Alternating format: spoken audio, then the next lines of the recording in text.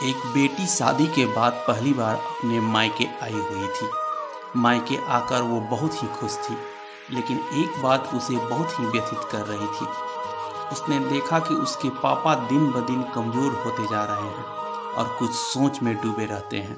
माँ से पूछा तो माँ ने कहा, पता नहीं, जब से तेरी शादी हुई है कुछ खोए खोए से रहते हैं। शायद बहुत मुश्किल होता होगा अपने दिल के एक टुकड़े को एक ऐसे हाथों में सौंप देना जिनको वो अभी अच्छी तरह से जानते भी नहीं थे। लड़की ने शाम की चाय पापा के साथ पी और जानने की कोशिश की कि आखिर बात क्या है, लेकिन कुछ समझ नहीं आया। वक्त बीतने के साथ लड़की के जाने का वक्त आ गया, मगर पिता का व्यवहार वैसे का वैसा ही रहा। जाते वक्त लड़की ने पापा का हाथ पकड़कर कुछ कहना चाहा, मगर पापा ने ऐसे हाथ छुड़ाया जैसे उन्होंने लड़की को फर्स्ट टाइम स्कूल ड्रॉप करते वक्त छुड़ाया था। लड़की पापा से जल्दी ही मिलने की बात कहकर चली गई।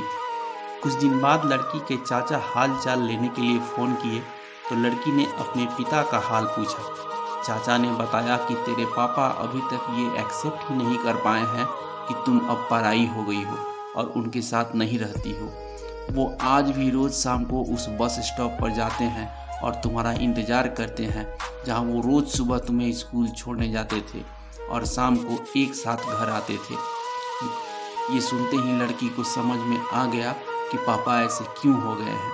वो अपने आंखों से आंसू पोंछती हुई बालकोनी में जाकर बारिश को देखने लगी और सोचने लगी, ये कड़वा सच है कि बेटी का तो शादी के बाद हकदार ही बदल जाता है और उस बाप के पास रह जाती हैं बस यादें, कुछ खट्टी मीठी सी, जिनके सहारे वो जिंदगी के बाकी दिन गुजारता है।